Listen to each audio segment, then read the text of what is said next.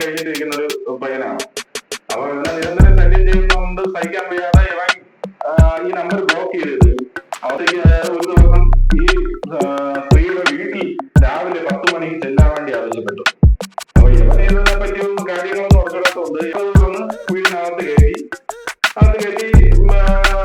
ആദ്യം അവിടെ വീടിന്റെ ഫ്രണ്ടിൽ ഇരിക്കുകയും ഫ്രണ്ടിലത്തെ കടവ് സ്ത്രീ തന്നെ അടയ്ക്കുകയും ചെയ്തു. അടച്ചിട്ട് പറഞ്ഞു നമുക്ക് മുകളിലത്തെ റൂമിലേക്ക് പോകാം, റൂമിൽ പോയി ഇരുന്ന് സംസാരിക്കാൻ കാര്യമെന്നൊക്കെ പറഞ്ഞു മുകളിലത്തെ റൂമിൽ പോയി മറ്റേ പട്ടികയിൽ നമുക്കൊരു തടി കഷ്ണം ഉണ്ടായിരുന്നു. അത് വെച്ച് അടിച്ച് ഇവന്റെ മുഖമൊക്കെ അടിച്ച് പൊട്ടിച്ചിട്ട് ഷൈജു വസ്ത്രങ്ങളെല്ലാം ഊരി മാറ്റി ഇവന്റെ നഗ്നനായിട്ട് ആക്കിയതിനു ശേഷം ഈ സ്ത്രീ ഷൈജുവിന്റെ കൂടെ ഉണ്ടായിരുന്ന സ്ത്രീ സ്വയമേ അവരുടെ വസ്ത്രങ്ങളെല്ലാം ഊരി. നമസ്കാരം, ധർമ്മയിലേക്ക് സ്വാഗതം. സീറ്റ് മാരാണ്.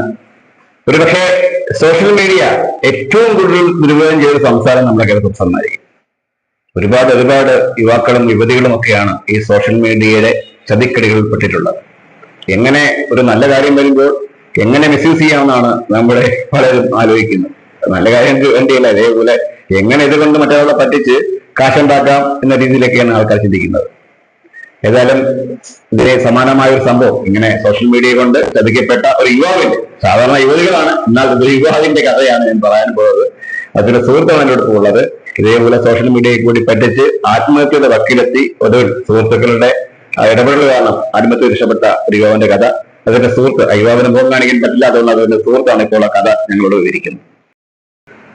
എന്റെ സുഹൃത്ത് ചെറങ്കീഴ് സ്വദേശി ചാക്കര ഉത്സവത്തിന് പോയി ഉത്സവപ്പറമ്പില് വീഡിയോ എടുത്തപ്പോൾ അതിനകത്തുള്ള വീഡിയോസ് ഒരു സ്ത്രീ ആവശ്യപ്പെട്ടതനുസരിച്ച് ഇവൻ അയച്ചു കൊടുക്കാൻ വിസമ്മതിച്ചപ്പോൾ നിരന്തരം ഇൻസ്റ്റാഗ്രാം വഴിയും പുള്ളിക്കാരനെ ശല്യം ചെയ്തുകൊണ്ടിരുന്നു.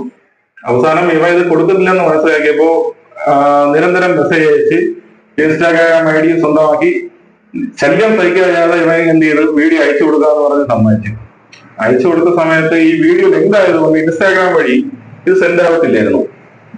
അങ്ങനെ വാട്സപ്പ് നമ്പറിലേക്ക് ഈ വീഡിയോ അയച്ചു കൊടുത്ത് വാട്സപ്പ് നമ്പർ കിട്ടിയ സ്ഥിതിക്ക് ഈ സ്ത്രീ ഇവനെ നിരന്തരം ശല്യം ചെയ്യും. ഇവൻ എഞ്ചിനീയറിംഗ് കഴിഞ്ഞിട്ടിരിക്കുന്ന ഒരു പയ്യനാണ്. അപ്പൊ ഇവനെ നിരന്തരം ശല്യം ചെയ്യുന്നതുകൊണ്ട് സഹിക്കാൻ വയ്യാതെ ഇവൻ ഈ നമ്പർ ബ്ലോക്ക് ചെയ്തത്. അവസാനം വേറെ നമ്പറിൽ നിന്നെല്ലാം ഇവനെ സമീപിക്കുകയൊക്കെ ചെയ്തിട്ട് ഇവനായിട്ടുള്ള സുഹൃത്ത് ബന്ധം സ്ഥാപിച്ച് അങ്ങോട്ടും ഇങ്ങോട്ടും മെസ്സേജ് അയക്കുകയും ഗുഡ് മോർണിംഗ് അയക്കുകയും ഇതെല്ലാം ചെയ്തു തരുന്നു. അങ്ങനെ ഒരു ദിവസം അവനെ കാണണമെന്നൊക്കെ പറഞ്ഞു. അപ്പൊ ഇവ അതിനൊന്നും സമ്മതിക്കാതെ മാറി നിന്നു. അങ്ങനെ നിരന്തരം ശല്യം സഹിക്കാതെ ഒരു ദിവസം ഈ സ്ത്രീയുടെ വീട്ടിൽ രാവിലെ 10 മണിക്ക് ചെല്ലാൻ വേണ്ടി ആവശ്യപ്പെട്ടു. അപ്പൊ ഇവൻ ഇതിനെ പറ്റി ഒന്നും കാര്യങ്ങളൊന്നും ഉറച്ചിടാത്തതുകൊണ്ട് ഇവൻ രാവിലെ 10 മണിക്ക് രാവിലെ ആയതുകൊണ്ട് വീട്ടിൽ പോയി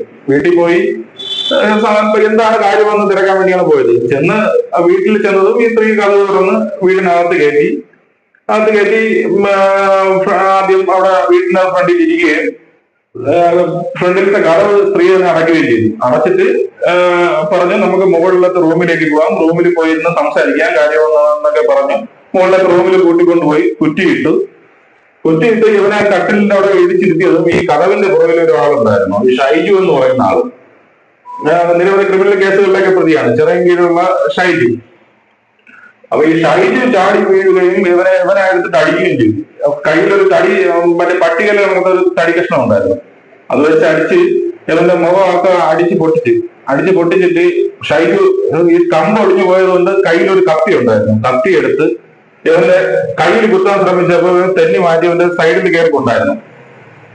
എന്നിട്ട് എന്ത് ചെയ്ത് ഇവനും ഈ ഷൈജുവും ഈ സ്ത്രീയും കൂടെ ചേർന്ന് ഇവന്റെ വസ്ത്രങ്ങളെല്ലാം ഊരി മാറ്റി ഇവന്റെ നഗ്നനായിട്ട് ആക്കിയതിനു ശേഷം ഈ സ്ത്രീ, ഷൈജുവിന്റെ കൂടെ ഉണ്ടായിരുന്ന സ്ത്രീ സ്വയമേ അവരുടെ വസ്ത്രങ്ങളെല്ലാം ഊരി മാറ്റി. എന്നിട്ട് ഈ ലൈംഗിക ബന്ധത്തിൽ ഏർപ്പെടുന്ന രീതിയിൽ ഇവനെ കട്ടിലിൽ കിടത്തി വീഡിയോ ഷൈജു മൊബൈലിൽ പകർത്തുന്നുണ്ടായിരുന്നു.